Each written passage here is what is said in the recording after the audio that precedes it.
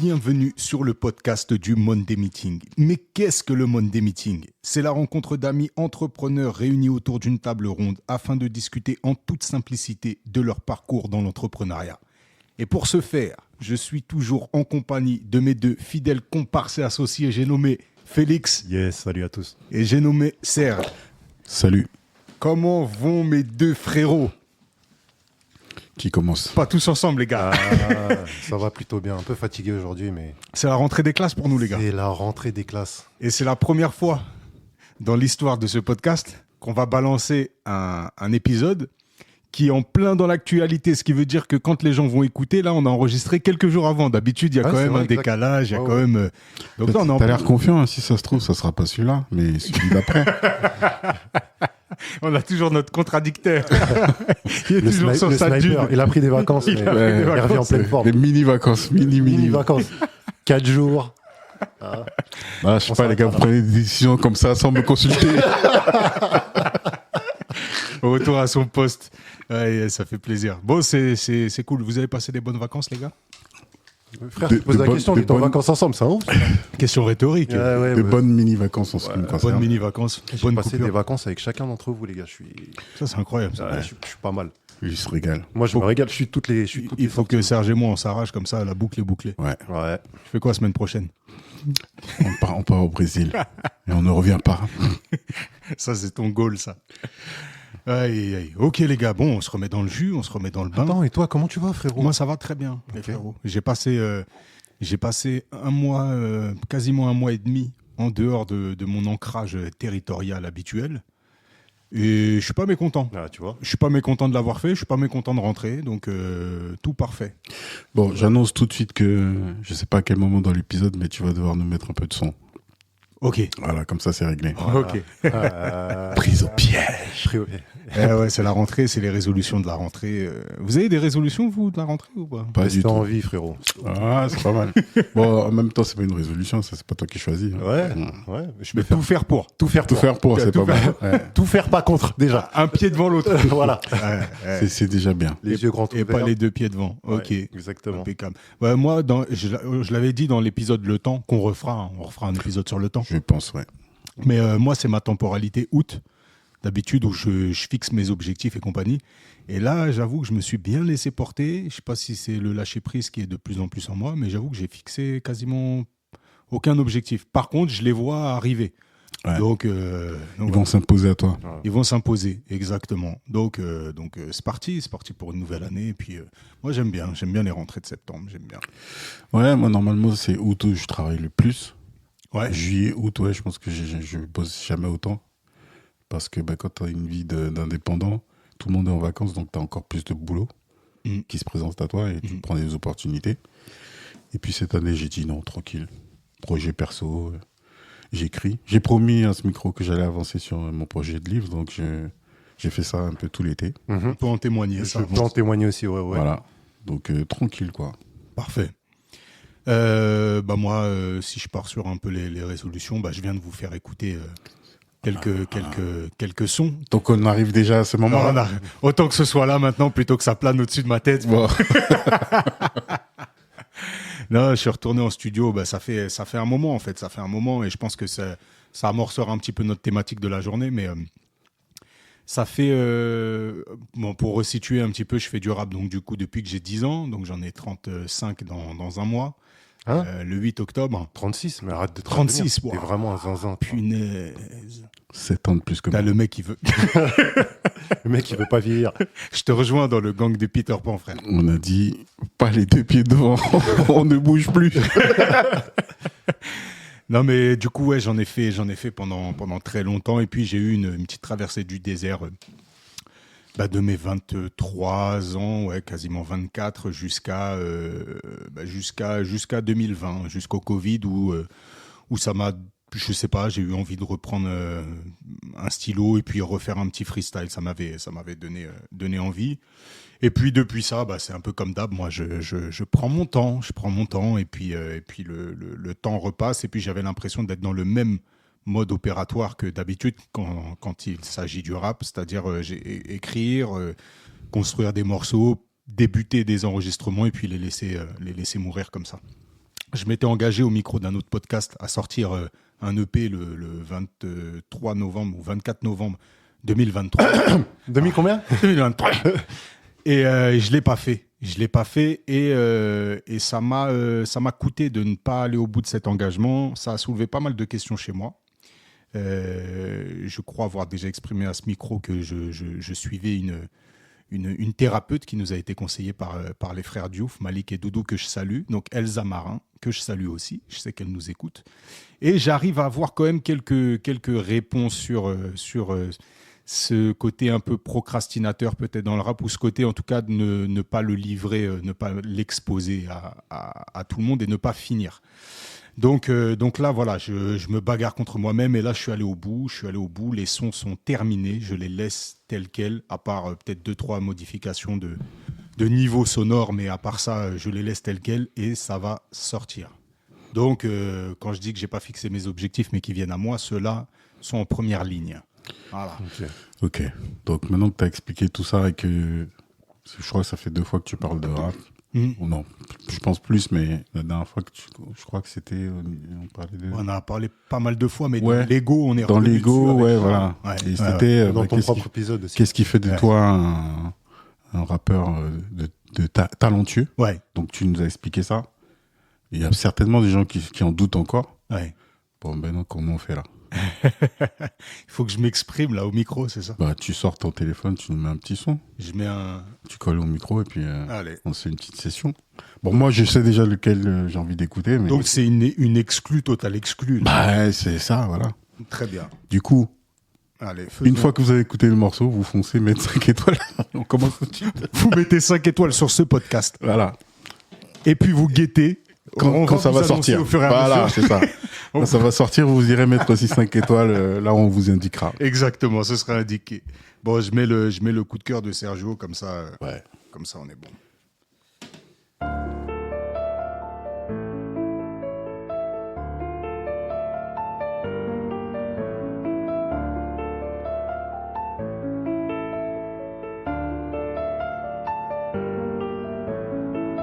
J'ai vu le drame, les larmes d'une daronne tenir sa descendance inanimée. Aucun réconfort, aucune parole ne fera plus écho dans son cœur car trop abîmé. Allumer des bougies, respecter un silence, ce soir son enfant s'endort sur le sol. Fini la magie, place aux ambulances, ici les guitares jouent plus que les 2 sols. Pour des sommes et des sommes, certains font tousser des bâtons. Préfère finir ensanglanté, menotté, ganté que d'arrêter l'hécatombe. La paix est sous-côté, valeur décapitée, plus rien ne fait douter, rien ne sert d'écouter. Les petits sont dotés de quoi te faire sauter, pensant que ça va coûter que 2-3 hématomes. Finir en tôle devient presque un luxe. Vengeance oblige à la suite d'une rixe. À la fin du film, seul le diable s'amuse. Lecture du monde en décalé. On s'endort sur le champ des calibres. Depuis que l'amour s'en est allé. Bang, bang, bang, bang. Sans les outils. Depuis que l'amour s'en est allé. Bang, bang, bang, bang. Sans les outils. Depuis que l'amour s'en est allé. Bang, bang, bang, sans les outils. Depuis que l'amour s'en est allé. Bang, bang, bang, bang, sans les outils. Depuis que l'amour s'en est allé. Voilà pour l'extrait. Yes. Bon, écoute, je suis requinqué. T'as mis les lunettes de soleil. Ah ouais, non, mais il faut se mettre dans l'ambiance quand même. bon écoutez, si ça sort pas, ça aura été au moins ici dans ce podcast. Vous Non, pourrez le commence faire. pas. On t'a laissé depuis novembre 2023. J'ai rien dit. Je t'ai laissé dans ta procrastination parce que je sais que c'est compliqué, qu'il faut gérer des choses. Ouais. Mais c'est terminé. C'est terminé. Non, c'est terminé. Mais je te le dis, ça m'a mis un vrai coup de pas aller au bout de cet engagement parce que je pense être quelqu'un fiable dans mon engagement, dans la vie de tous les jours. Mm-hmm. Et en fait, c'est là que je me suis dit, il doit y avoir une galère, il doit y avoir un problème, tu vois. Et pour rebondir sur notre thématique du jour, je l'ai vécu là réellement comme un échec, tu vois. Un échec, j'ai failli à mon engagement.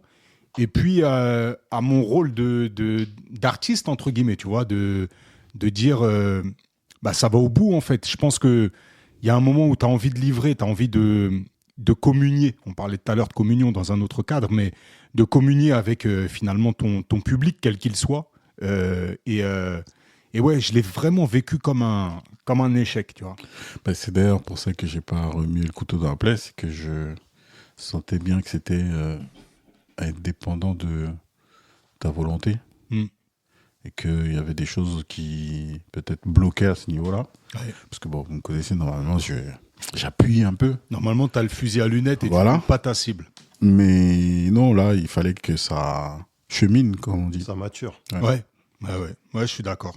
Mais fini. Fini. Donc la thématique du jour, c'est La thématique du jour, c'est l'échec. Et on parle pas du jeu de plateau. bah, du coup, c'est quoi, au dictionnaire encore Le dictionnaire, c'est parti. comme moi, je sais pas un mot que je connais, je veux bien la définition. Ah, attendez, je suis dessus, les gars. Je déconne, bien sûr. Échec. Définition. Alors, on peut laisser Félix. Maintenant, il a un iPhone. Je vais me faire. Il revient de Chine. Je reviens de Chine, tout droit. Alors, ouais, c'est simple. Hein. Fait de ne pas réussir, de ne pas obtenir quelque chose. Subir un échec. Bon, C'est ça. Il n'y a pas de contresens. Hein. Situation du roi ou de la reine qui se trouve sur une Non, place ça, battue. non, ça. Attends, il y a peut-être quelque chose à creuser. Parce Non. que ce qui est marrant, c'est sur l'échec, vrai. pour faire juste le petit cross avec le jeu d'échecs, c'est le moment où justement le roi échoue. Et en fait, les échecs viennent de. Donc, échec et mat, c'est El-Shek, donc qui veut dire le roi en arabe. Il est mort, non? El-Shek Met, c'est le roi est mort, donc échec et mat. Voilà, mais donc du coup, ça vient du mot roi, quoi, l'échec. Mais l'échec, le jeu d'échecs, quoi. Ouais. Mais en même temps, c'est le moment où le roi échoue. Bon, voilà, c'était juste pour le Le petit moment cross. où il est plus protégé, c'est ça? Ouais, c'est ça. Le moment où il va tomber, quoi. Le moment où le roi est mort. El-Shek Met. Ok. Voilà, pour le petit côté linguistique. Ok. Maintenant, on revient à notre première définition. C'est le moment où on fucked up, quoi. C'est le moment où il se passe que dalle. C'est le moment où on tombe. C'est le moment où on n'arrive pas à réussir. Voilà. Ouais. Moi, tout de suite, je vois ça et je vois la peur qui est associée à ce moment-là. Mhm. Mais en même temps, j'ai envie de dire, je rigolais tout à l'heure en disant, ouais, c'est pas un mot que je connais, c'est pas vrai du tout. C'est un mot avec lequel je vis au quotidien. Ce qui fait que finalement, c'est pas un mot qui me fait peur, parce que je n'attends pas le moment où le roi est acculé. Je préfère, entre guillemets, générer de petits échecs tout le temps qui font grandir et éviter d'arriver dans la situation où le roi, L'échec est mat. il est dans la mouise, pour être poli. Ouais. Donc, je sais pas où ça va aller cette discussion-là, Mhm. mais il y a cette dimension que j'ai depuis très très longtemps, où j'aime me confronter à moi-même, et qui fait que j'apprécie de me mettre dans des situations où c'est pas facile, Ouais. où tu vas potentiellement échouer. T'en Mais- as parlé en musculation. Oui, voilà, par exemple. Ouais, dans le sport, de toute façon, générale. Dans le sport, en général, le moment où tu progresses, c'est le moment où tu atteins un niveau que tu ne maîtrises pas. Mhm. Et pour le maîtriser, il faut accepter en fait d'échouer à ce niveau-là. Échouer encore et encore. Tu vois, et que même cet échec devienne, comme je disais tout à l'heure, quotidien. Et c'est ça qui va te permettre à un moment donné de t'habituer à cette zone-là et de pouvoir la franchir. Mhm. Sinon, en fait, si tu n'échoues jamais, c'est que c'est trop facile. Bah, c'est vrai que on a cette connaissance de l'échec, si tu veux, parce que tu nais déjà. Donc tu passes ton temps à échouer à partir du moment où tu es arrivé sur cette terre. Ouais. Tu te bagarres pour te lever, tu te bagarres pour respirer en premier lieu, et puis ensuite tu te bagarres pour te mouvoir, te lever, puis pour parler, et en fait tu fais qu'échouer jusqu'au moment où tu réussis. Mais c'est vrai que ça relève de la toute petite enfance, et c'est des choses qui sont innées en fait, tu vois, cette bagarre de l'échec jusqu'à la réussite. Et j'ai l'impression qu'à un moment, il y a dans le narratif, dans ce qu'on te propose dans la vie, on te met un truc comme quoi échouer, attention, je vais bien préciser dans notre contexte à nous. Donc moi, je connais que le contexte français, on va dire, Ouais. occidental, français. Il y a un truc où l'échec devient une phobie, tu vois. Tu ne dois pas le côtoyer. Et Ouais. j'ai Ouais, mis c'est du ça. temps à revenir à cette définition que tu as là, tu vois, que tu poses, qu'on a, je pense, aujourd'hui, et qui qui est salvatrice. Et merci à ce grand mot qui est l'entrepreneuriat, qui fait naître tout plein de profils qui abordent ces sujets-là, et qui décomplexe cette notion d'échec. Mais j'ai l'impression que dans ma vie, il y a quand même eu une grande période où ça m'était interdit, tu vois. Bah, c'est super intéressant cette réflexion temporelle là. Essayons de remonter et de se dire à quel moment l'échec devient quelque chose d'intolérable. C'est pas pour toi certainement, mais pour les gens qui sont autour de toi et qui t'inculquent à un moment donné ce truc-là de il faut pas échouer. Ouais. Mais je crois que vous l'avez dit tous les deux, hein, c'est avec l'arrivée de la peur. Finalement, quand t'es petit, là, toutes les étapes dont tu parles, t'as conscience de rien, tu vois. Tu nais, tu respires, tu marches, enfin tu te lèves, tu marches, tu parles. T'es chaud avant d'y arriver, mais il n'y a aucun enjeu, en tout cas aucune peur autour de ça, j'ai l'impression. Ouais, mais tu vois, cette peur-là dont tu parles là, c'est exactement ça, mais j'ai l'impression qu'elle est projetée par les autres. C'est-à-dire que quand t'es petit, quand t'es petit, tu vois, cet âge-là où tu te bagarres pour marcher, tes parents t'encouragent. Ouais. Et tu fais qu'échouer, mais ils sont toujours contents, tu vois, du moindre truc qui change, et puis ils continuent à t'encourager. Et puis quand t'as réussi, t'as réussi. Puis ensuite, t'es encore face à cet échec. Et j'ai l'impression, en effet, avec la question de Sergio, je pense qu'on va bien préciser ça, mais qu'il y a un moment où finalement ces peurs-là dont tu parles, elles viennent de l'extérieur, tu sais, et l'enfant, il va être confronté à ce truc-là de « merde, les autres ont peur que j'échoue là ». Donc, j'ai le poids de leur peur et je dois pas les décevoir. Je pense que c'est pour ça que je veux qu'on fasse ce petit exercice, c'est qu'il y a forcément ce truc-là où ça vient de l'extérieur, mais en même temps, quand j'y pense, et depuis tout à l'heure, j'essaie de refaire le film, pas le mien seulement, mais d'un enfant qui progresse dans la vie, je vois certains qui vont, comme tu disais, essayer de se lever, tomber et réessayer. Il y en a qui abandonnent. Il y en a qui se frustrent, tu vois. J'ai l'image d'enfants qui essaient de faire des jeux, etc., qui n'arrivent pas à empiler des Lego, des trucs comme ça, et qui finissent par tout fracasser, quoi, tu vois. Ouais. Et donc, tu as, je pense aussi, quelque chose dans la personnalité, le caractère de l'enfant, pour le coup. Je ne sais pas si ça, c'est inculqué, mais qui n'admet pas déjà l'échec. Ouais. Donc, après, qu'est-ce qu'il en fait ? Est-ce qu'il abandonne, comme je disais ? Est-ce qu'il réessaie ? Ou est-ce qu'il se frustre ? C'est encore une autre question, mais j'ai l'impression qu'il y a un peu des deux. Ouais, il y a une notion de caractère, je suis d'accord. Ouais. Donc, moi, je sais ce que je décris et le fait que j'aime me mettre dans ces situations d'échec, ça, c'est que moi. Tu vois, je pense pas que ça m'a été inculqué. Par contre, si je remonte pour moi, c'est quoi les premiers échecs, en tout cas, auxquels je pense, c'est t'as pas le droit d'échouer à l'école, quoi, tu vois. Ouais. Et ça veut pas dire redoubler, hein, ça veut dire même rater un contrôle. Ouais. Donc c'est cette dimension très très fine temporellement. C'est-à-dire que c'est pas des trucs sur un an. C'est tous les jours, t'as pas le droit d'échouer. Ouais. Tu vois, donc t'as toujours ce truc-là. Et je pense que ça y a un lien aussi avec le côté, on en a parlé aussi, ne pas arriver à célébrer. C'est que demain, c'est reparti en fait. Et demain, tu n'as toujours pas le droit d'échouer. Donc là, même si tu as réussi, tu n'as pas le temps, quoi. Il faut que tu te remettes tout de suite. Donc je combats tout ça. J'essaie d'évoluer dans ça en me disant, tiens, c'est déjà pas mal de se lever le matin, quoi. Ouais. Mais c'est vrai qu'il y a des choses, et peut-être qu'en en discutant là, la source va s'éclairer et se dire d'où ça vient, en fait, finalement. C'est aussi ça qui est cool dans ces discussions. Ouais, clairement. C'est qu'en creusant, on arrive à parfois remettre le doigt sur comment ça a commencé. Les peurs, je trouve que c'est En fait, c'est exactement ça. Après qu'elles viennent en effet de l'extérieur ou qu'elles naissent en nous, le caractère, en effet, va te permettre de surmonter plus facilement l'échec ou non.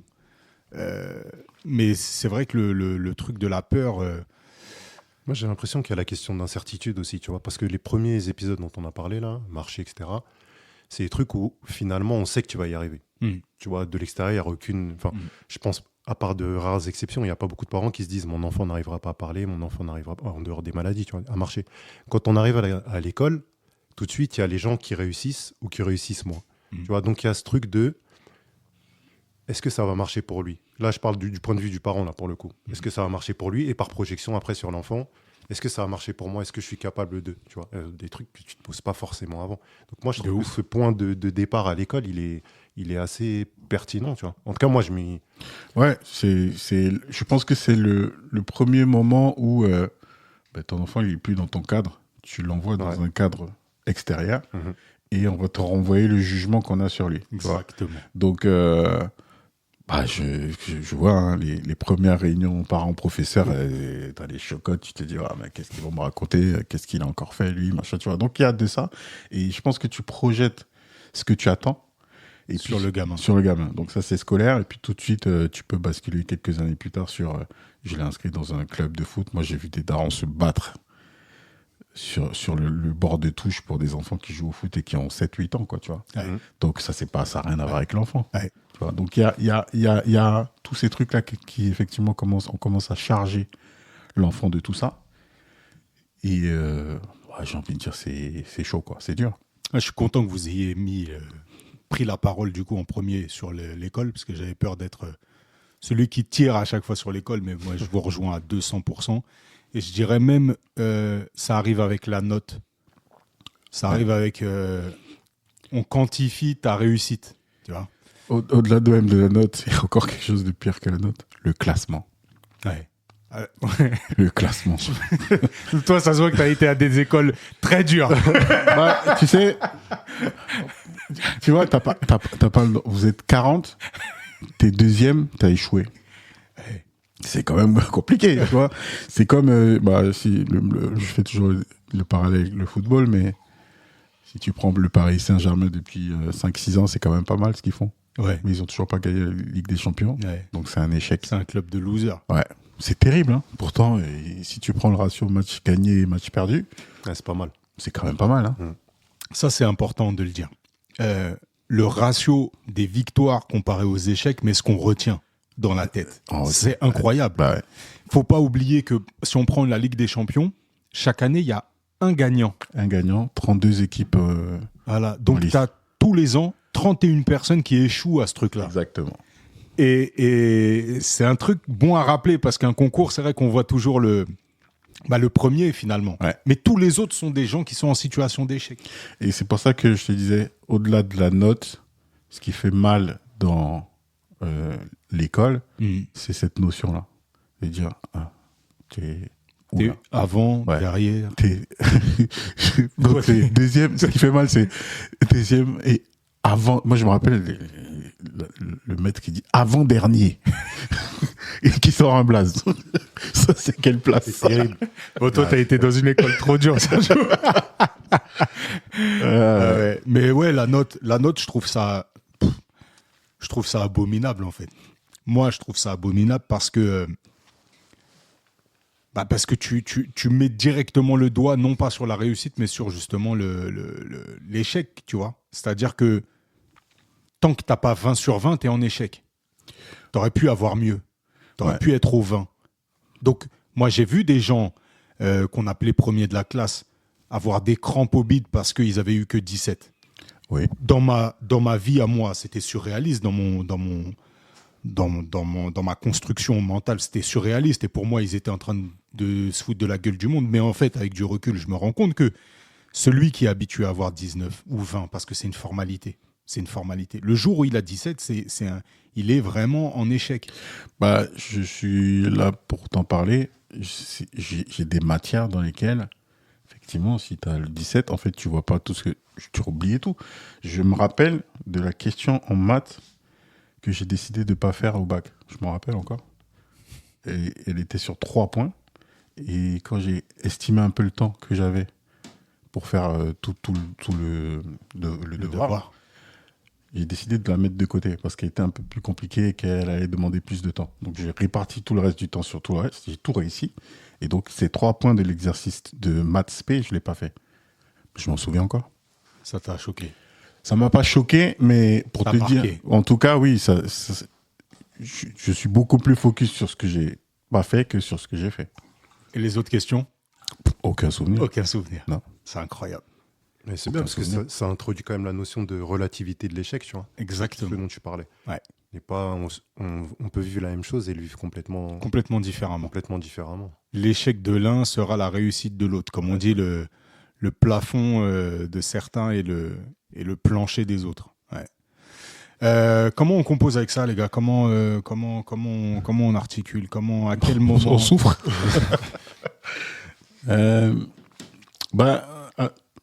Est-ce que j'essaie de voir comment on avance dans la conversation, parce que qu'est-ce qu'on est devenu aujourd'hui avec tout ça? Je pense que il y a différents niveaux d'échec, tu vois. Et je pense que ce qui fait mal dedans, c'est le côté émotionnel. Parce que quand tu réfléchis bien, comme tu disais tout à l'heure, vu de l'extérieur ou vu par quelqu'un d'autre, tu as 17, ferme ta gueule, quoi. Tu vois. Tout va bien. Et le problème, c'est qu'on a tendance à se créer en fait des problèmes avec des choses qui n'en sont pas. Et considérer certaines choses comme des échecs ou des absences de victoire, alors que c'est pas forcément le cas. Et quand tu arrives à faire le tri là-dedans, et te dire, si je reviens sur l'exemple sportif, j'ai fait, 10 shoots aujourd'hui et j'en ai mis que 9. Il y a peut-être 2 mois, t'en mettais 5, quoi, tu vois. Donc, t'es toujours pas à 10, mais c'est pas un échec, tu vois. Donc, c'est un cheminement. On passe le bonjour à Rudy Gobert. Ou pas. Oui, on lui passe le bonjour quand même. Ou pas. Non, mais tout ça pour dire que je pense que la solution dans ça, c'est de tout voir comme un chemin et d'apprécier le chemin et de ne pas être focus sur la destination. 100%. Ça, je pense que c'est une des façons de, finalement, de ne plus considérer ce mot-là avec une connotation aussi compliquée. C'est marrant parce que tu as dit justement l'implication émotionnelle. Ouais. Et en fait, j'ai l'impression qu'avec tous nos épisodes, on arrive toujours à ce point commun qui est de se connaître. C'est ça. D'être aligné, d'être en paix. Et quand tu reprends ce que tu disais au début sur le caractère de l'enfant, tu vois, c'est exactement ce que l'enfant face à l'échec va réagir de telle ou telle manière, mais à cet âge-là, c'est difficile de maîtriser ses émotions. Et à cet âge-là, en général, ça crée de la frustration, qui crée de la colère, qui crée le reste. Et en fait, c'est comment tu chemines finalement au cours de ta vie à arriver à driver ces émotions-là pour que tu puisses faire appel à cette relativité dont tu parlais, Félix. Tu vois, tu puisses te dire justement, ok, je décentre le propos là, c'est pas très grave en fait. Là, je viens de plier la caisse, je viens de rater mon examen, je viens de louper mon entretien d'embauche, j'ai même foutu en l'air ma première entreprise, ok.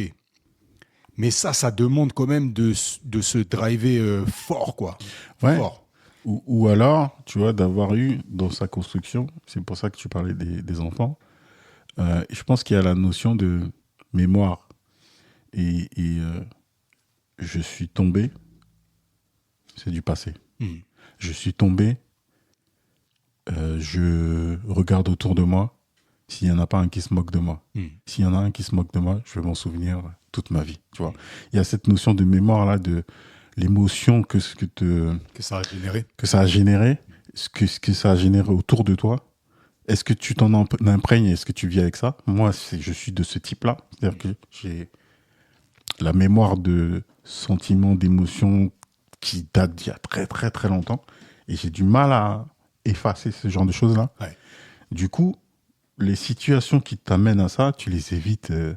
Et quand tu dis tu les évites, c'est que tu en as peur, tu vois. Ouais. Donc il y a de ça. C'est-à-dire que le gamin qui arrive à se relever, je pense qu'il a ce truc-là où il switch et il est passé à autre chose parce que tout ce qui s'est passé autour n'a généré aucune émotion frustrante ou autre, quoi. Et puis celui qui fracasse tout, peut-être que il y a ce côté un peu trop dynamique, etc. Mais peut-être aussi que il se rend déjà compte des implications que va avoir ce petit geste qu'il vient de faire dans le regard des parents, dans le regard du grand frère, voilà, tu vois. Il est plus sur son jeu, là.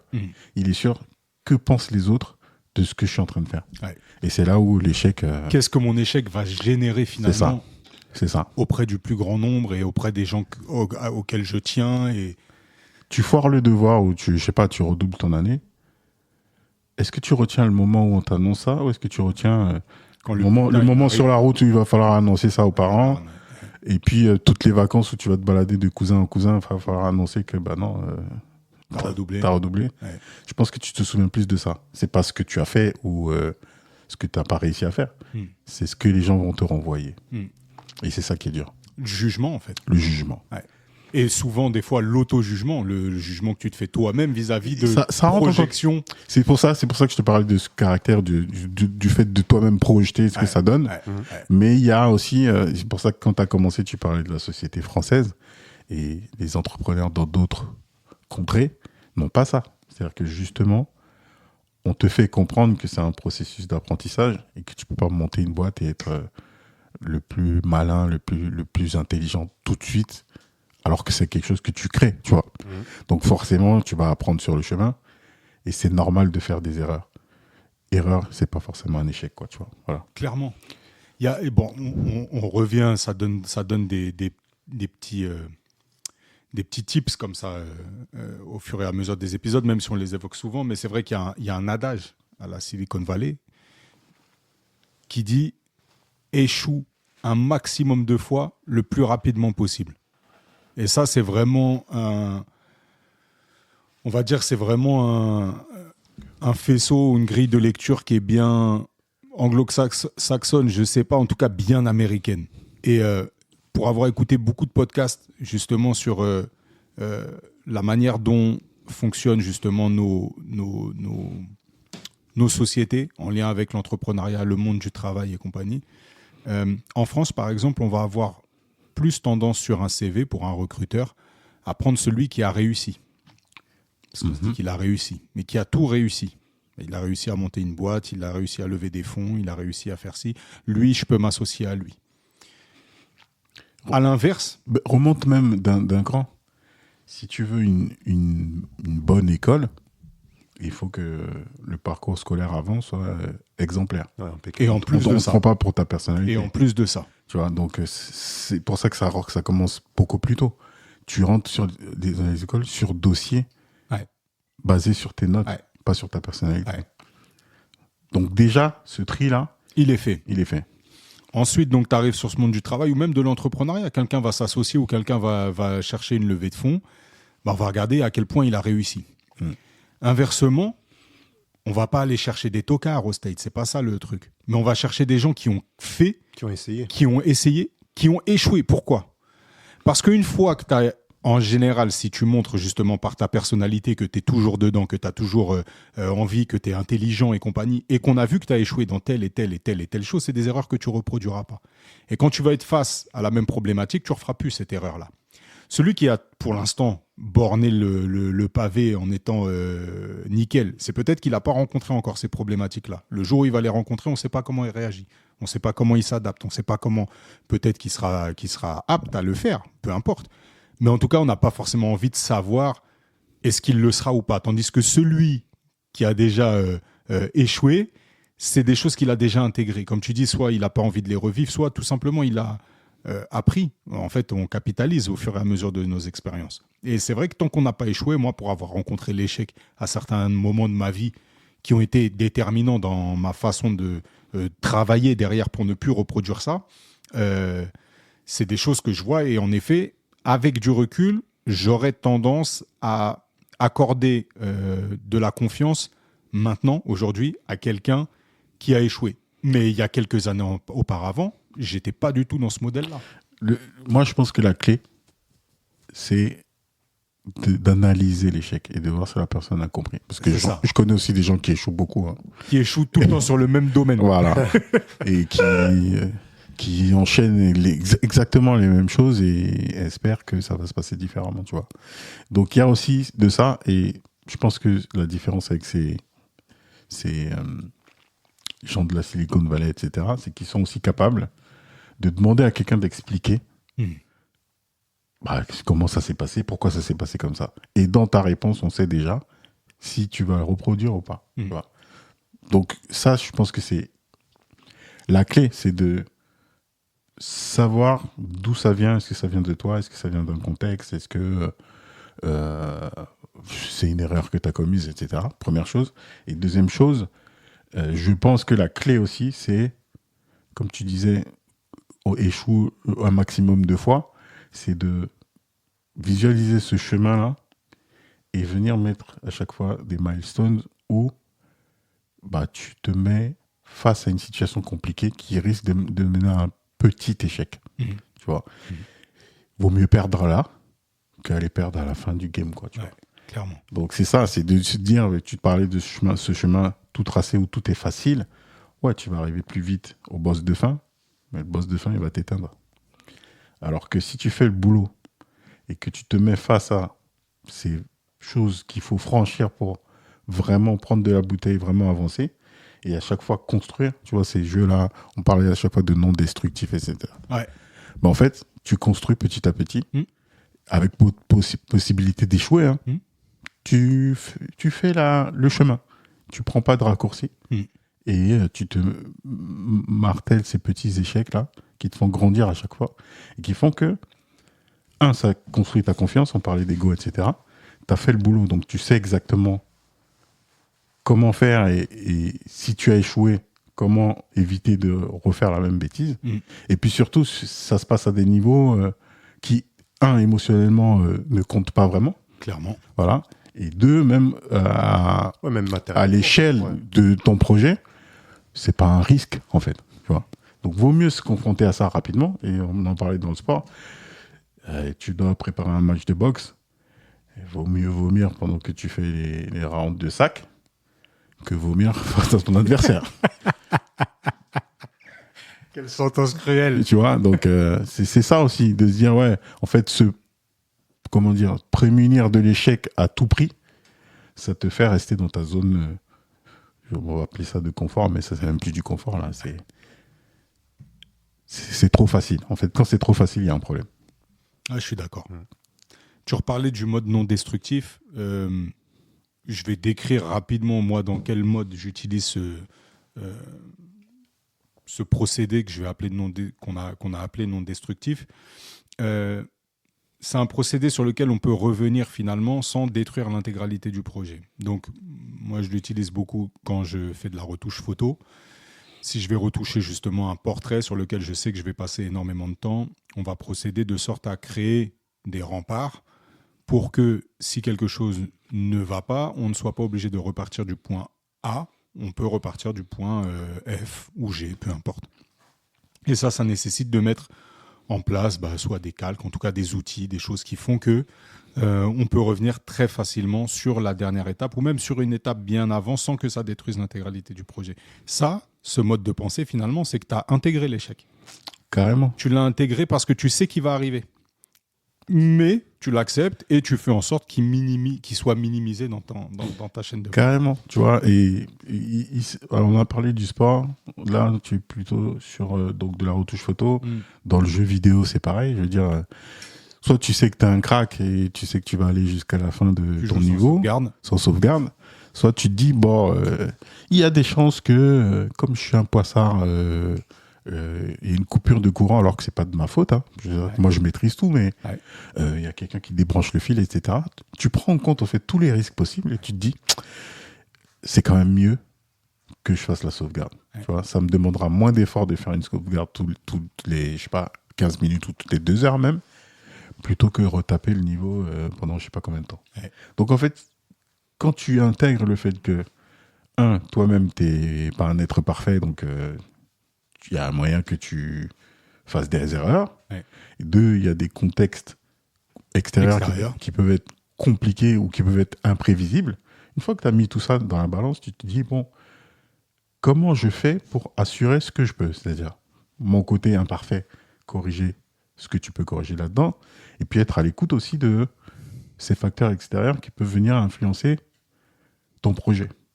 Une fois que tu as compris que tu n'étais pas seul, que tu étais, si on parle d'entrepreneuriat, sur un marché et que tu peux être le plus beau dans ta tête, tu n'es peut-être pas le plus beau sur le marché, tu vois. Une fois que tu intègres tout ça, tu mets en place des sauvegardes ou des... tu vas appeler ça... Des chemins. Voilà, des chemins qui font que il y a quand même quelque chose qui reste, quoi, tu vois. Et que t'as moins peur du coup. Parce que tu vas pas tomber de Z à A, mais tu vas tomber de Z à peut-être X. Voilà. Ouais. C'est quand même moins violent. Tu vois. Chose que tu peux pas faire si t'es passé directement de A à Z. Ouais, impossible. Ouais.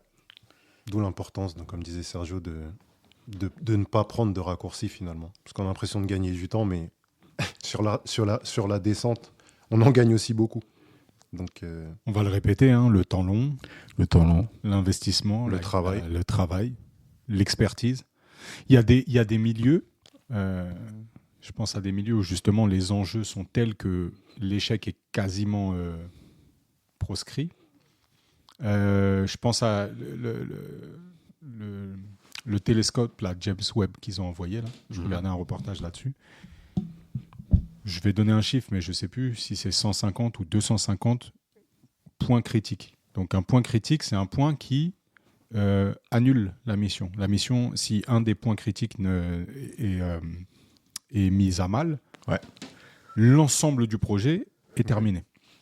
Et donc là, en gros, sur des missions habituelles, on est de l'ordre de 50 à 80 points critiques sur des missions de la NASA.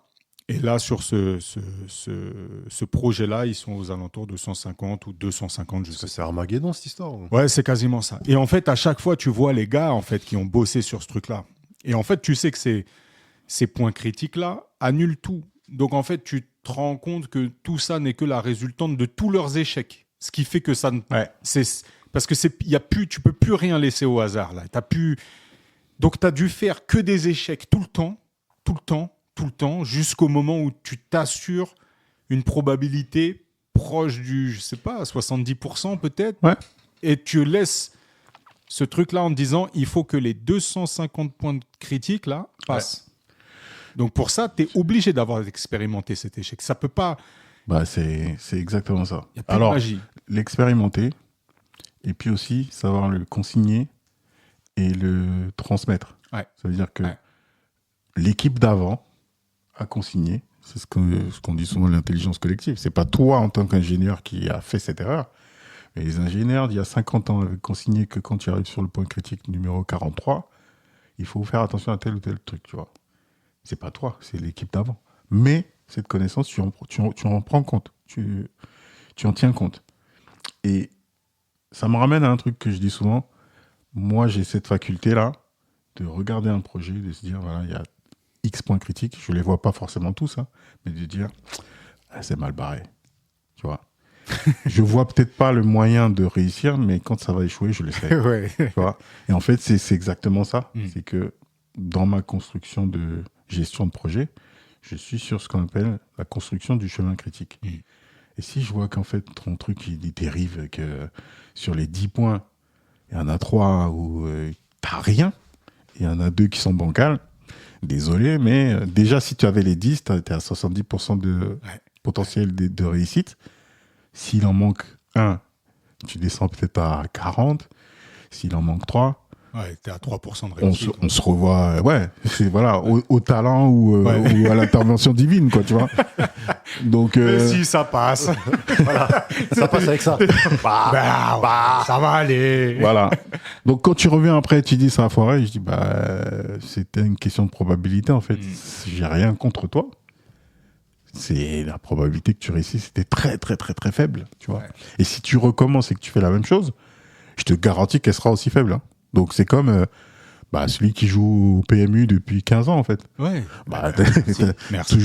T'as toujours aussi peu de probabilité de gagner, quoi, tu vois. Ça c'est bien que tu parles du PMU. C'est quand tu remets les choses à la chance. Quand tu remets les choses au hasard. Là t'es si t'es dans ce mood-là, t'es dans une merde pas possible. Et pourtant, il y a un truc humain qui nous fait penser qu'à un moment, il y a le côté Billie Jean, là, quand tu vas marcher, le sol, il va finir par s'illuminer et compagnie. Versus ceux qui bossent pour faire en sorte que le sol s'allume, tu vois. Ouais. Mais c'est fou, ce truc-là qui nous met quand même des fois dans un confort de pensée, de dire soit à un moment ça va s'illuminer, soit je vais esquiver la merde, quoi, tu vois. Ouais. C'est terrible et tu vois, si on savait tous comment faire pour que chaque fois que tu poses un pas, ça s'illumine, on serait pas en train de faire un podcast, on serait en train de vendre des masterclass sur le succès, tu vois. Ouais. Nous, on est en train de faire des discussions sur le cheminement. Ouais. Parce que on a échoué, on avance, on cherche le succès. C'est quoi le succès ? Déjà, on essaie d'apprécier les petites victoires, comme on les appelle, tu vois. Mais de là à se lever un jour et de dire, j'ai vu le chemin et j'y vais tout droit. Et je vous emmène. Ouais, non. Et ça vous coûte 10 000. Ouais, non, restez tranquilles, les gens. Non, mais je pense qu'on fait partie des gens pour qui la quête est plus importante que la destination. Même les modèles qu'on regarde, ceux qui ont tout réussi d'après, il y a quand même un gros facteur chance. Tu crois que Bezos, il avait imaginé que ça allait se passer comme ça ? Mais tu sais, le rapport avec ça, avec le PMU, là, c'est ce qu'on appelle le biais du survivant. Ouais. Il y a toujours un gagnant en PMU. Il y a toujours un gagnant en PMU. Ouais. Et le biais du survivant, c'est exactement ça aussi. C'est Jeff Bezos. Je vais monter une start-up et puis je vais tout péter. C'est ça. Bon courage, mon ami. Il a commencé dans son garage. Ouais. Comme Steve Jobs. C'est ça. Comme le mec d'Ikea.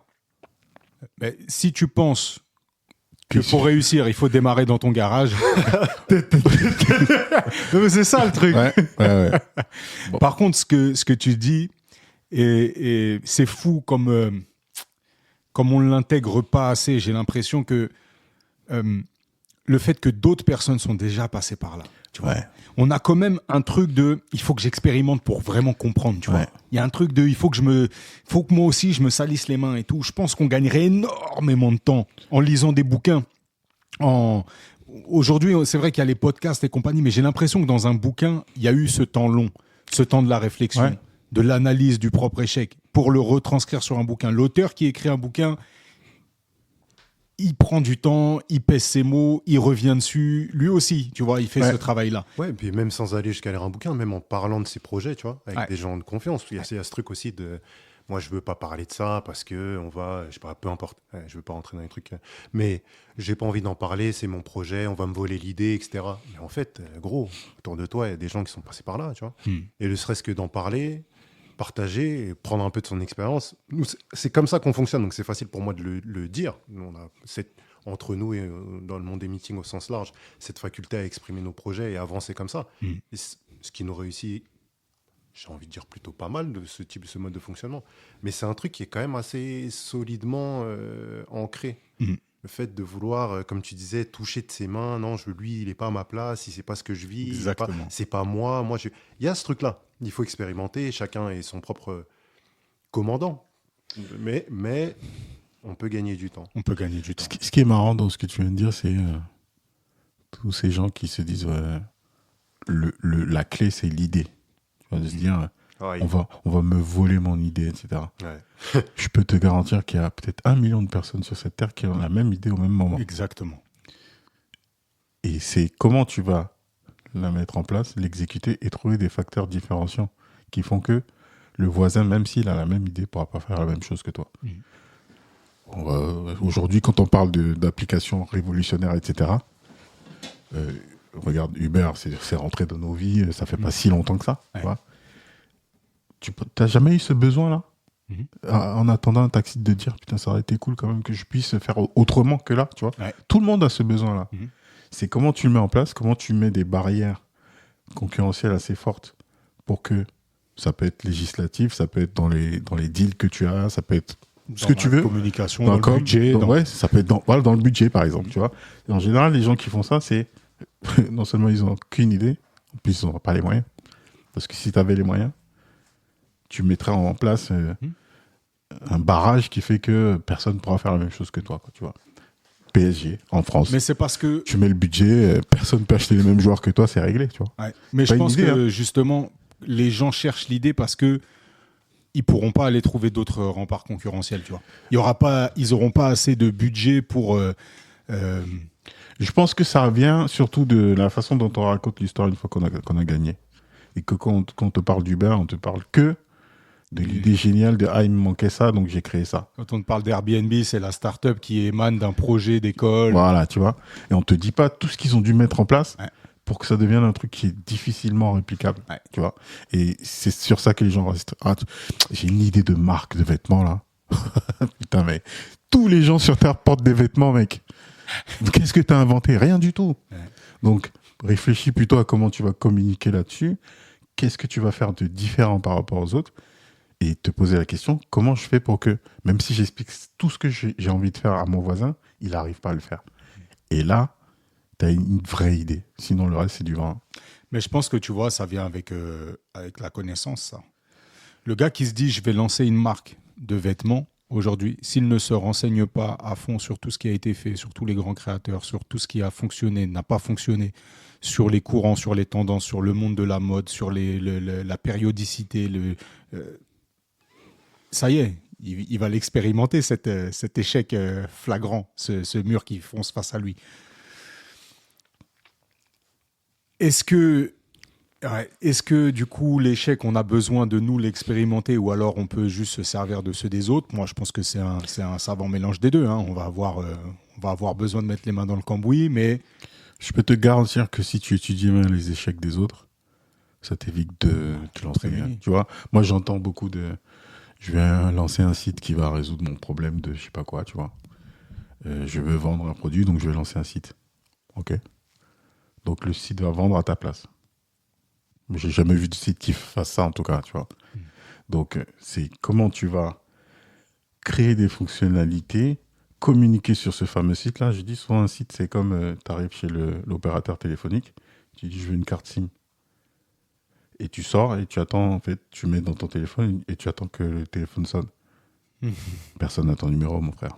Donc, c'est comment tu vas communiquer sur ton site, expliquer comment ce site résout un problème. Et à ce moment-là, les gens viennent dessus.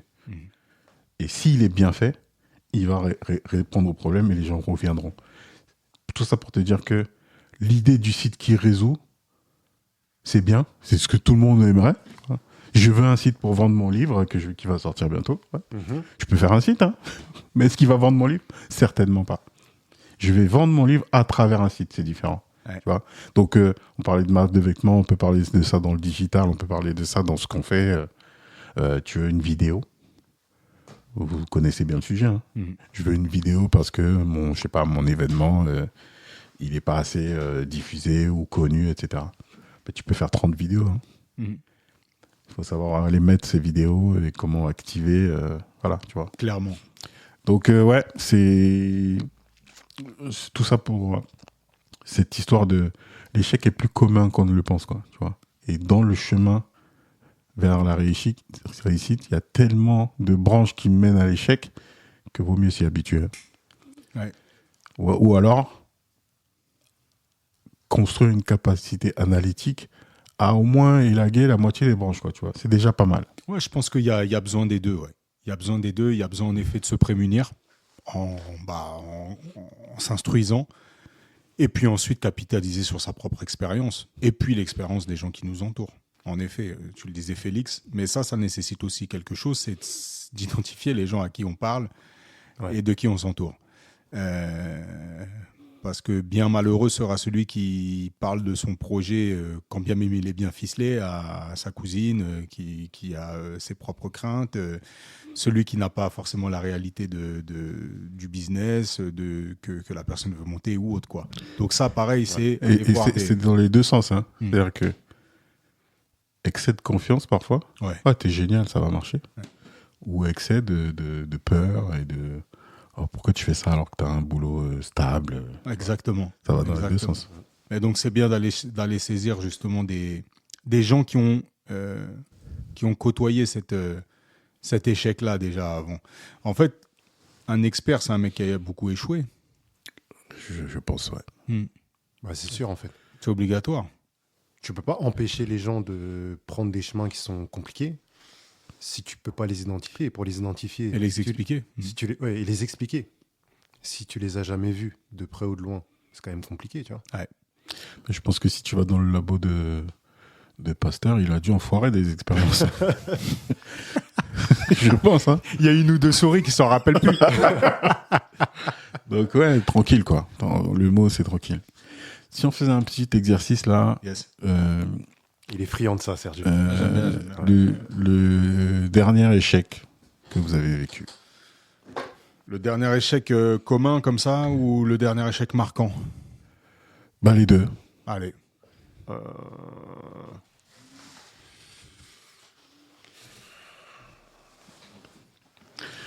C'est normal, hein.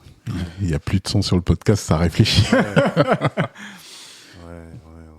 Le dernier échec marquant, je vais dire, le dernier que j'ai en date, c'est celui que j'ai exprimé. C'est un peu facile, hein, mais échec marquant, ouais. Ne pas tenir mon engagement par rapport à ça. Dernier échec commun, hier, j'ai oublié d'appuyer sur l'embrayage pour passer une vitesse. Wow. Pas mal. Je t'habitue à une automatique en location pendant les vacances. Je suis revenu, voilà. Donc, petit échec sans grands enjeux, je l'espère pour l'instant. Ouais. Elle est passée à la vitesse ou pas? Non, elle est pas passée, ça a calé et puis voilà, j'ai redémarré. Bon, ça redémarre, c'est bon. Ça redémarre, c'est bon. Voilà. Une chose après. Est-ce que je l'aurais vécu de la même manière si j'avais été avec ma femme à bord? Je sais pas. Je l'ai vécu là sereinement, j'étais tout seul. Je me suis dit, bon, t'as oublié d'appuyer sur l'embrayage. C'est des choses qui arrivent. Est-ce que j'aurais eu besoin de me justifier? Je sais pas. Peut-être. Il y a un message qui passe là. Non, mais je réfléchis justement avec cette projection qu'on a, cette notion de l'échec, tu vois. Ouais. Je pense que j'ai de plus en plus tendance à accepter mes échecs, tu vois. Et en plus de ça, je pense avoir une faculté à exprimer mes bons côtés comme mes mauvais côtés à pas mal de gens et même derrière le micro. Donc, j'arrive à composer. Plus j'y réfléchis à travers le temps, plus, tu vois, j'arrive pas à marquer un échec dont j'ai du mal à me défaire. Tu vois, un truc où je me dis, ça là, si je pouvais revenir en arrière vraiment, là, j'ai l'impression que j'accepte un peu cette part dégueulasse et cette part d'échec. Ce que tu décris là, c'est exactement ce à quoi j'étais en train de penser quand tu as posé la question, Sergio. Je peux te donner un dernier échec en date, c'est facile, mais un gros échec marquant. En fait, plus j'avance, plus je me dis que ça fait partie de ma construction. Et au final, 1 an, 2 ans, 5 ans, 10 ans après, je suis toujours là, tu vois. Donc finalement, relativement, j'ai du mal à considérer l'échec de façon définitive. Tu vois, si on parle de faits marquants. Ouais. Il n'y a rien. Après, il y a eu des échecs qui ont été des points de pivot, tu vois. Ouais, mais vers autre chose. Tu vois, à partir de ce moment-là, j'en ai plein, je ne suis pas en train de dire que truc, mais... On peut en parler aussi. Hein. J'ai du mal à le... On peut revenir dessus après. Ouais, carrément. Ouais. J'ai du mal à le concevoir comme un échec à partir du moment où j'en ai tiré quelque chose de... Ouais, mais sur le moment, comment tu l'as vécu, tu vois? Sur le moment, ouais. Tu vois ce truc-là? Parce que ça, c'est un truc qu'il faut se remettre dans cette situation. C'est pour ça que je dis, on peut en parler, parce que des moments, je pense que dans l'épisode où je raconte un peu mon enfance, etc., je vous parlais de... Je crois que c'est classe de 4e, où je change de collège. À la fin, il y a une sorte d'évaluation. Et on m'annonce que tu passes pas en classe supérieure, quoi, tu vois. Là, pour moi, c'est l'arnaque du siècle, tu vois. Parce que je taffe, tu vois. Je fais le boulot. C'est vrai que c'est compliqué parce que c'est un autre programme. Je passe du programme togolais au programme français. Donc, il faut que j'emmagasine tout ce qui se passe en histoire géo, etc. En maths, je comprends, mais c'est pas exactement le même moment du programme. Donc, je suis en difficulté, mais je suis dans le truc, quoi, tu vois.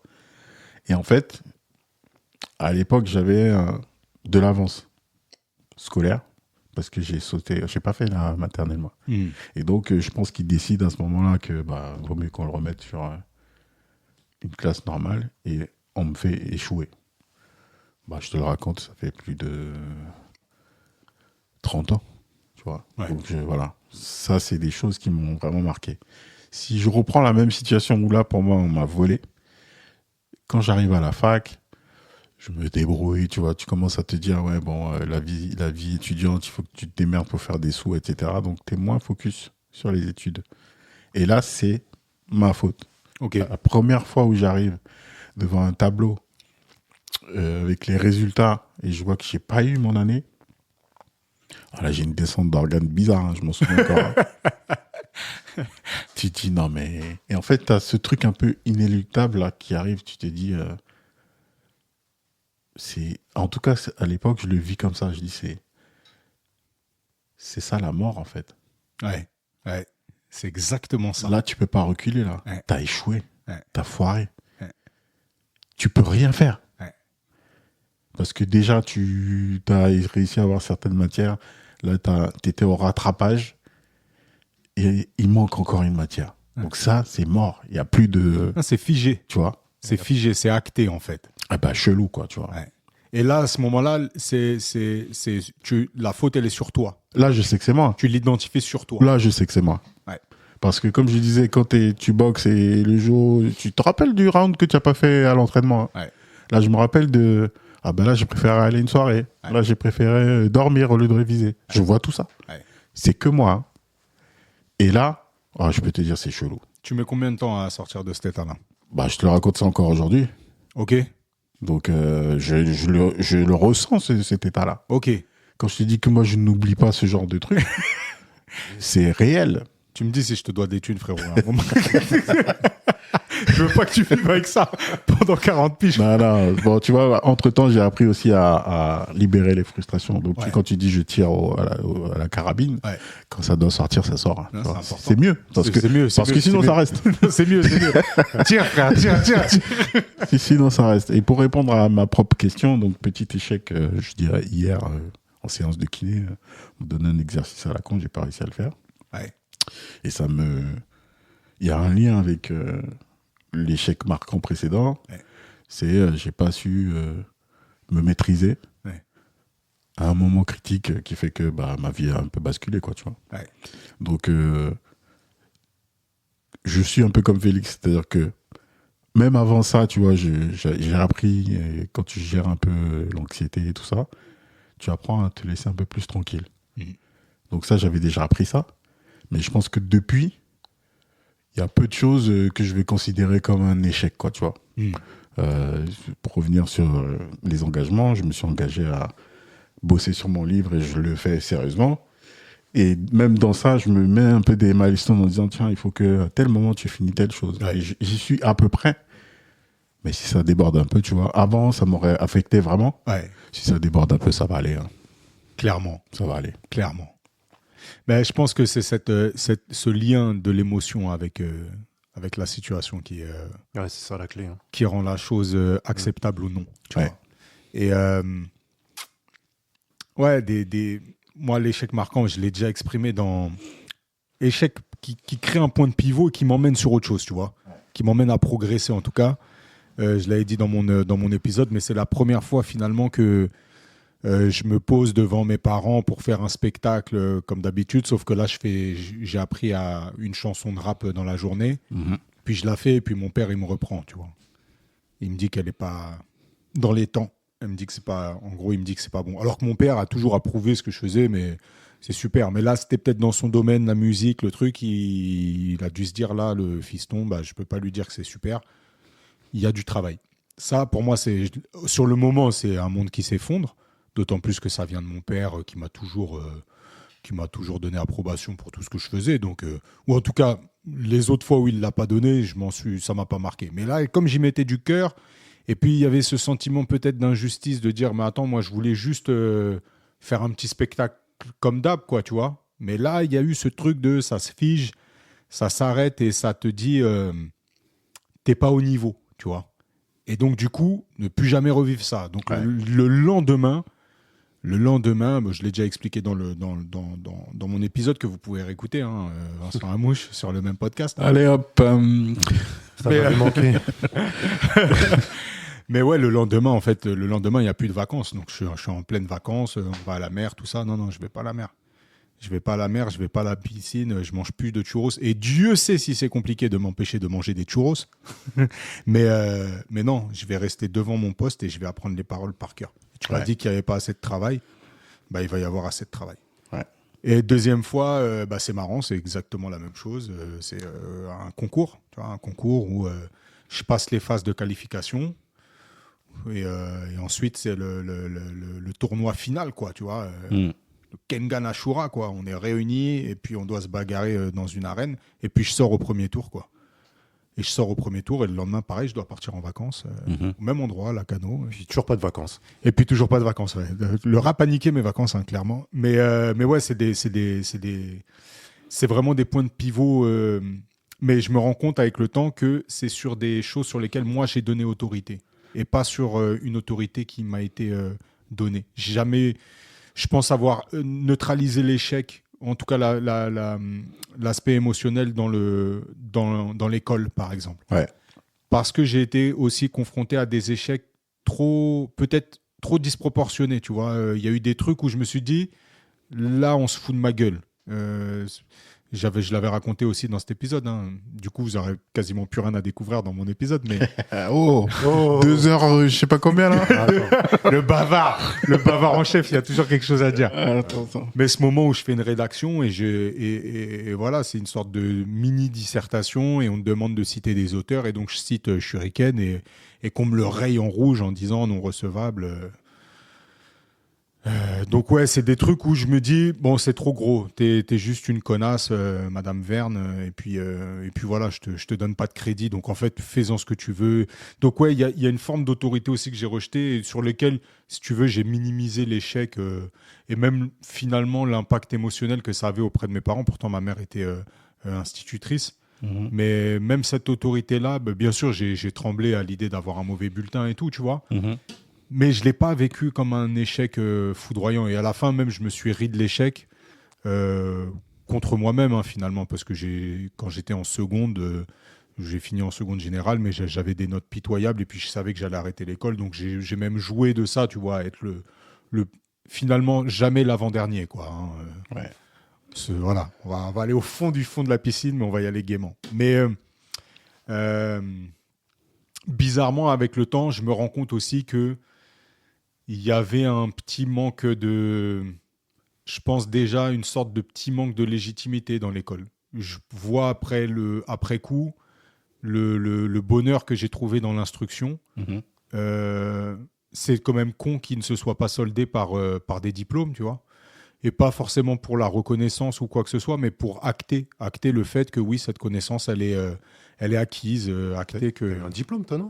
Oui, j'ai eu après coup, je suis retourné à l'université pour passer un DAE, mais c'est un bac en fait. Ouais. C'est un bac mais universitaire. Mais je parle plutôt d'études supérieures, tu vois. Et pas forcément pour avoir un autre job, parce que j'ai adoré le travail que j'ai fait et tout mon cheminement, j'accepte tout ça. Ouais. Mais je me dis quand même, tu vois, en étant très honnête envers moi-même, ce côté, je lâche prise totalement et je me mets en situation d'échec, là, du coup, vers l'école. C'était peut-être une facilité, c'était peut-être un confort intellectuel aussi. Et, je vois pas aujourd'hui pourquoi moi, j'aurais pas eu une licence, un master dans quelque chose, tu vois, et que je pense pas que ça m'aurait coûté tant que ça. Peut-être qu'un jour, je me ferai un petit cours du soir pour valider un diplôme ou autre. Dans des domaines qui me plaisent, quoi. Félix, Ouais, je réfléchis à ça. L'échec, en termes d'échec marquant, j'ai l'impression que c'est surtout ce qui a trait, tu vois, quand t'as pas donné, c'est ce dont tu parlais, Sergio, en fait. Les trucs qui peuvent me rester, moi, c'est cette sensation d'inachevé et pas avoir donné le... J'aurais pu mieux faire. J'ai pas fait tout ce qui était en mon pouvoir. Ouais. Après, quand tu as un tempérament un peu perfectionniste, tu as toujours l'impression que tu aurais pu mieux faire. Donc, c'est à double tranchant aussi. Mais en dehors de ça, et je trouve toujours pas d'exemple. Faisons un truc qui me passe en tête là. Est-ce que vous avez déjà vécu une victoire que vous estimez pas méritée? Et comment vous l'avez vécue? Victoire pas méritée? Ouais. Non. Est-ce que ça a un goût d'échec? Là, comme ça, je vois pas du tout. Je vois pas non plus. Non plus? Non. Victoire pas méritée? Ouais. Voyons. On a des putains d'ego, hein, quand même. On va toujours trouver une bonne solution. Non. Ah, mais moi, j'ai une petite anecdote comme ça. T'as eu ça? Ouais. Ça remonte encore à l'enfance. Hein. Dans ce fameux système où il y avait du classement, là. Ouais. Je parlais de... J'ai été 2e de la classe. Et tu sais, j'étais dans une école du plateau. La devise, donc sur l'école, c'était marqué « Le génie est fait de travail ». C'est maintenant que je comprends la devise. Toi, t'as eu un poids, toi. Oh, mais bien sûr. Et en fait, ce qui se passait, c'est que à la sortie, donc je crois que c'est le week-end, le vendredi après-midi, on sort de l'école sur des tambours. Ouais. C'est-à-dire que tout le monde se met en rang par classe. Et donc, il y a des gens qui jouent du tambour. Et donc, on déclenche. Et c'est une sorte de petit défilé, quoi. Où chaque classe, machin. Et vous êtes classé dans le rang. devant, c'est le premier. Et vous sortez comme ça. Et moi, j'ai été deuxième, je crois que c'est un trimestre, ce trimestre-là. Et la première de la classe n'était pas là. Ils t'ont mis premier. Donc, ils m'ont mis devant. Et tout ce qui s'est passé dans mon esprit, c'est je vais sortir. Il y a ma tante qui devait venir me chercher. Elle va croire que je suis premier. Mais tu vois le poids, frère. Le poids qui est mis sur le gamin. Elle va croire que je suis premier. C'est un truc de ouf. Tu vois, donc, un moment horrible. Bah, tu m'étonnes. Et pourtant, j'étais deuxième sur 40. Non, mais ça veut plus rien dire. T'es le premier à avoir échoué. En fait, dans ton système, toi, dans lequel t'as grandi, t'es le premier à avoir échoué. T'imagines, c'est quoi la devise, là, sur la... Le génie est fait de travail. C'est beau, hein. C'est mais magnifique. pour des enfants... Moi, sur à Massy, il est marqué « Venez, s'il vous plaît ». Et Chekou, il n'avait pas vu « Venez », il mettait que « S'il vous plaît ». Je te salue, Chekou. Ouais. Mais t'imagines le poids, frère, pour un enfant. En fait, aujourd'hui, maintenant qu'on est parents, je vois, tu vois, le poids des mots et tout, ce que ça crée et tout chez un gamin. De ouf. Je me dis, quand c'est martelé par une institution et qu'ensuite, à l'intérieur, tout est fait pour te conditionner comme ça, tu vois. Ouais. Quel poids. Ouais, ça pèse. Ben, ça pèse, frère. Ouais, ça pèse. Ça pèse. Et ouais, c'est ça où je dis vraiment ce truc-là de l'échec, tu vois. C'est difficile dans nos sociétés, du coup, francophones, tu vois, de se dire, t'es pas une merde quand t'échoues, tu vois. C'est difficile de se dire ça, de se réapproprier ce truc, de dire... Putain, j'ai échoué une fois, 2 fois. Tu sais, c'est la honte de dire... moi, je voyais, tu sais, quand j'étais petit, il y avait un tabou de ouf en dehors du sida. Et Dieu merci qui a touché personne de ma famille. Mais t'entendais parler du sida tout le temps. Shout out à Big Red. Et le chômage. Ouais. Putain, le chômage, frérot. Moi, j'ai eu des situations où des oncles à moi avaient été licenciés, tu vois. Ouais. Mais fallait voir le truc, quoi. Ma grand-mère en bout de table, tu sais, les mains comme ça, là. Comment on va le sauver? Qu'est-ce qu'on va faire de lui? Comment on va le sauver? Un truc de ouf. Nous, on vit dans une génération aujourd'hui. Allez, hop, chômage, on va gratter jusqu'au dernier jour. Premier jour, ça crée un compte Insta. Vlog Insta. Le vlog Insta, chômage. Au revoir. Mais tu vois, ces trucs-là d'une certaine époque, là, cet échec-là qui a été vécu, et ça, tu voyais ça dans le cocon familial, aller exposer ton échec là, putain, le poids du jugement que toi tu te mets déjà, mais ensuite tu sais et puis ensuite les conversations dans le truc. Donc ouais, comment on va le sauver lui, tu vois, celui qui a eu la mauvaise note, celui qui a... Ouais. C'est lourd, c'est très très lourd. Et je sais pas comment on inversera la tendance. Je pense qu'aujourd'hui il y a quand même pas mal de gens qui récupèrent un peu ce narratif là, tu vois, de se dire on va se détendre un petit peu. On va souffler aussi parce que tu as échoué, c'est pas grand-chose. Relève-toi, t'inquiète pas. Ça va bien se passer. Ça va bien se passer, tu vois. Mais c'est vrai qu'on sort quand même de certains conditionnements psychologiques dans lesquels faut se dépatouiller et sortir de ces fausses croyances, quoi. Parce que ça crée ces trucs-là, hein, d'ultra-perfectionnisme qu'on a eu. Oui, et... Tu t'en débarrasses pas complètement. Il n'y a pas que des côtés négatifs non plus. Bien sûr que non. Au contraire. Le génie vient du travail, c'est une bête de phrase. Ouais. En fait, c'est une bête de phrase. C'est ultra positif, en fait. C'est très positif. Ouais. Ultra positif. Seulement, quand c'est dit dans un contexte, tu vois, quand derrière, tu as le premier de la classe qui te défile sur le tambourin, tu vois, le deuxième, puis le troisième, le dernier, comment il se sent, le dernier? T'imagines, frérot? Comment toi tu te sentais en deuxième? Comment se sent le dernier? C'est-à-dire que lui, c'est pas le génie, c'est l'idiot de la nation, frère. Tu sais, lui, il est là. Et s'il faut, t'imagines dans une société comme ça, où le génie vient du travail, tout le monde travaille, tout le monde est excellent. Mais t'es le dernier des excellents, frère. C'est une dinguerie. C'est-à-dire que ce petit dernier, s'il faut, tu l'amenais, moi, dans mon école, il tabassait tout le monde, frère. Tu vois? Et je pense que j'en ai parlé, je sais plus quel épisode, on a tellement bavardé, mais je parlais de ce truc-là aussi qui, toi-même, je crois que c'est peut-être l'ego. Est-ce que tu as envie d'être le premier de Ligue 2 ou le dernier de Ligue 1 Tu vois? Est-ce que c'est mieux d'être le premier de Ligue 2 dans ton développement personnel et dans l'image globale que tu veux avoir? Est-ce que c'est pas mieux de te confronter au dur tout le temps plutôt qu'être à l'aise avec les faiblards, quoi, tu vois? Donc, il y a aussi de ça. Il faut savoir, en fait, je pense qu'il faut savoir ce que tu veux, au final, pour savoir ce que tu dois encaisser pour arriver là-bas, tu vois. Et accepter le fait que, bah ouais, c'est sûr que si je veux faire que de la boxe le dimanche, bah je vais que le dimanche et puis on joue. Et voilà. Si je veux faire de la compétition, ça se passe différemment. Il faut accepter de prendre des coups. Donc quand tu as des grandes ambitions, moi c'est ça qui me saoule en fait. Des gens qui parlent et qui ont des ambitions énormes, mais qui taffent pas. Parce que j'ai cette construction-là et tout ce dont je viens de vous parler, et que je sais que même si tu faisais le boulot, t'as une chance sur 32 de gagner la Ligue des Champions. Ouais. Bah, si t'as pas fait le boulot, je vois même pas pourquoi tu me parles en fait. C'est clair. Et ça m'exaspère vraiment. Et quand tu dis ça aux gens, bah tout de suite c'est ouais, mais non, le pessimiste, etc. Non, c'est la réalité. Dans les probabilités, t'es mort dans le film. Voilà. Tu vois la réponse un peu à ce truc-là de le dernier ou le premier et tout là. Et en effet, je pense que c'est encore ta répétition de l'échec et comment tu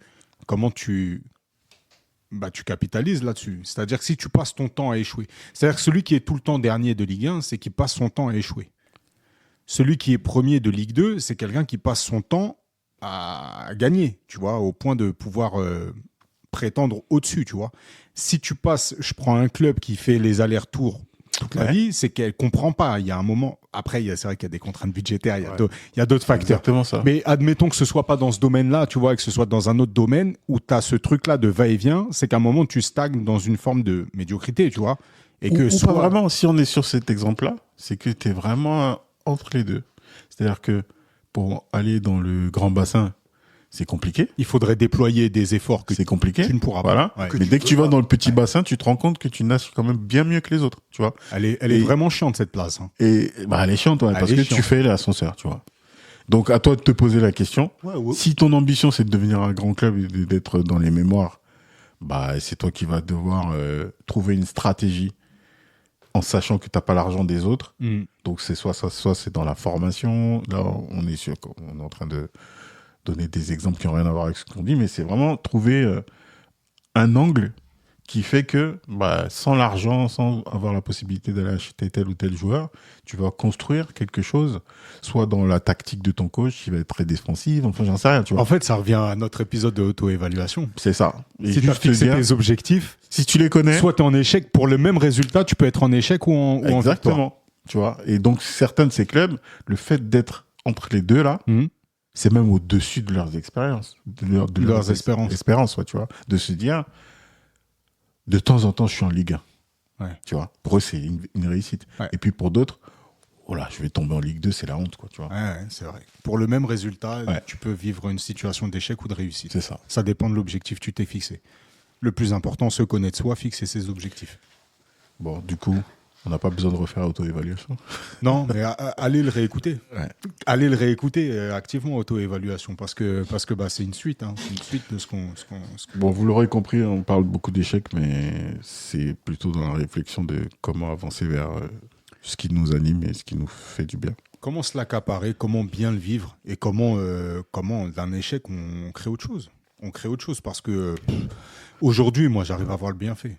Aujourd'hui, j'arrive à voir le bienfait. Maintenant, c'est vrai que ça met toujours, quand tu es en situation 2, dans une situation inconfortable qu'il faut accepter. Et il y en a, je vois toujours pas le bienfait.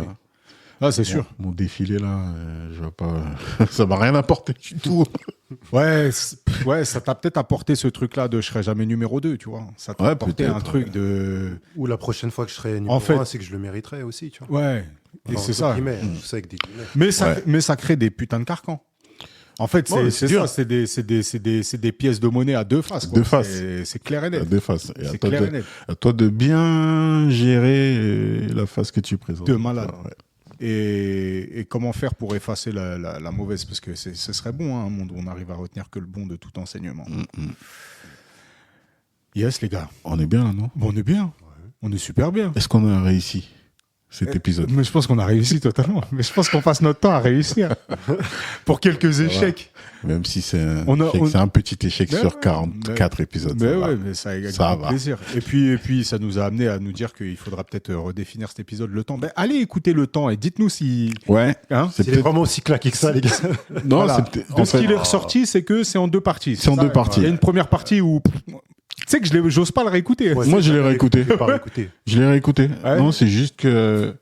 Je sais plus si c'est sur cet épisode ou sur le suivant, on disait qu'on voulait pas rentrer dans la philosophie. La première partie, on est sur un truc plus philosophique, onirique. On parle de time, des projets liés à le concept du temps. Et la deuxième partie, elle est beaucoup plus pragmatique puisqu'on parle d'outils qui permettent de gérer le temps dans un contexte entrepreneurial. Exact. Je me le remettrai. En tout cas, nous, on accepte nos échecs, on les laisse. Hein. C'est pas un échec en vrai. C'est juste que... il est différent. Il faut qu'on fasse pour nous d'abord, tu vois, et c'est comme ça que ça plaira peut-être à d'autres personnes. Mais si on essaie de faire pour les autres, on va se planter, c'est sûr. En tout cas, on vous remercie de nous écouter. Vous êtes de plus en plus nombreux et ça fait bien plaisir, qui viennent de différentes plateformes, qui nous rejoignent, qui suivent de semaine en semaine les nouveaux invités, les nouvelles thématiques. Donc merci d'être à ce podcast, d'être fidèle à ce podcast et continuer bien sûr à nous donner de la force en mettant ces 5 étoiles sur vos plateformes d'écoute préférées, de mettre un commentaire sur YouTube ou bien sur Apple Podcast puisque c'est la seule plateforme de podcast qui propose des avis. Donc mettez des avis, commentaires et puis rejoignez-nous sur Instagram. L'expérience continue sur Instagram. On balance du contenu, on essaye de faire vivre toute cette semaine de podcast, faire vivre ce podcast tout au long de la semaine, excusez-moi, c'est la rentrée des classes. Ouais, doucement. Et donc voilà, rejoignez-nous sur Monday Meeting, le podcast sur Instagram, et on est content de voir cette communauté grandir. Donc merci à tous. D'ailleurs frérot, attends, je te coupe, tu dis qu'on est sur la rentrée des classes, mais est-ce que là on est sur une fin de saison, sur un début de saison prochaine? On verra après. En plus, on n'est même pas vraiment sur une rentrée des classes encore. Si ça sort lundi, on est sur une fin de vacances. Voilà. On est sur une petite dernière semaine. Préparation de la rentrée. C'est ça. Préparation de la rentrée. Bon. Pour la rentrée, on vous prévoit un maxi épisode. Un épisode sur une thématique qui va vous guérir en sortie d'été comme ça, là. Guérir, t'es sûr? Qui va vous soigner. Oh, le teasing. Bon. Donc restez branchés pour la semaine prochaine. On vous balance un thème juteux. Voilà, vous allez avoir un thème. C'est bon. Qui va faire. On valide. Voilà. Cool. Est-ce que tout le monde est en paix avec cet épisode ici autour de cette table? Ouais. Je réfléchis encore à cette histoire d'échec, mais je suis en paix. Un échec marquant, un truc comme ça? Non, la question de pourquoi j'arrive pas à sortir un échec marquant. Moi, j'en ai un échec pour toi. En tout cas, un échec que tu as mis marquant, mais je sais pas si tu as envie de l'évoquer. Ah, vas-y, dis, frérot. Je peux le dire et puis on le Et je te dis... La vaisselle. Ah ouais, mais là, ça va nous faire rentrer dans un autre épisode vachement long. Oh, mais tu peux pas avoir dit la vaisselle et puis finir l'épisode comme ça. Non, c'est un élément marquant de ma vie. C'est un truc à la con. Ça a l'air d'être à la con, mais il a raison en plus, le frérot. C'est que je faisais la vaisselle. J'étais jeune. J'étais peut-être 10, 11, 12 ans. J'avais fini, j'avais charbonné. En plus, je crois qu'il y avait eu des invités ce jour-là. Et je crois que c'est le daron qui était venu et qui m'a dit « Mais t'as pas lavé ?» tu vois. Et je me suis dit « Attends, je viens de me casser la tête là sur un truc pendant près d'1 heure. Pour qu'on me dise que c'est pas... Mais t'as raison, parce que c'est le point de départ de beaucoup de choses. Point de départ de beaucoup de choses. Et point de pivot, je sais pas, tu vois, c'était plus un moment où je me suis dit, ah ouais, en fait, tout ce que tu fais, c'est pas forcément parfait tout le temps. Et on peut pointer le doigt dessus. On peut mettre le doigt dessus, pardon. Et ça peut piquer. Et ouais, bon exemple. Comment t'expliques que ce soit lui qui te rappelle ça? J'occulte, frérot. J'occulte. Parce que cette question, elle soulève beaucoup de choses. Oui, mais il y a de ça aussi. Je te la pose parce que... Non, tu peux, frérot. Parce qu'on est là pour ça. On est entre nous. Non, ça soulève beaucoup de choses. Ça a été le début de... Non, je sais pas si ça a été le début, mais en tout cas, ça a été un des marqueurs d'éléments de ma vie après. Tu vois. Donc, je pense que c'est ça. Mais là, pour le coup, ça nous fait repartir sur mon épisode qui est incomplet. D'ailleurs... Oui, ça arrive. Tu sais pas, mais ça arrive. Oui, je vous vois, les gars. Je sais pas, mais ça arrive. Même pas, c'est pas ma volonté. Si, c'est toi, c'est ta volonté, on te connaît, frérot. Ça arrive. Mais sinon, en dehors de ça, ouais, je suis en paix avec cet épisode. Mais ouais, j'aimerais, pour rebondir là-dessus, j'aimerais bien savoir occulter, moi, mais je sais pas, moi. Ça me frappe. Non, je dis 30 ans plus tard. J'occulte à ce micro. là. C'est ça la vérité, Ouais. c'est que j'occulte à ce micro, mais chaque chose en son temps. Le teasing de Félix est en place. Au Vous aurez Ah ouais. le fin mot de. Ok, je m'engage. Ça y est. Je m'engage à ce micro. Voilà, on se fera. On repartira, si tu veux, on repartira de ce point. Vas-y. On repartira de ce point pour amorcer la suite de ton épisode. C'est propre. Allez. Épisode méga teasing dans tous les sens. Épisode crossover où vous pouvez aller retrouver tout plein d'épisodes. Et on a l'habitude de dire qu'on est sûrement amené à se revoir. Et d'ici là, prenez soin de vous. Peace.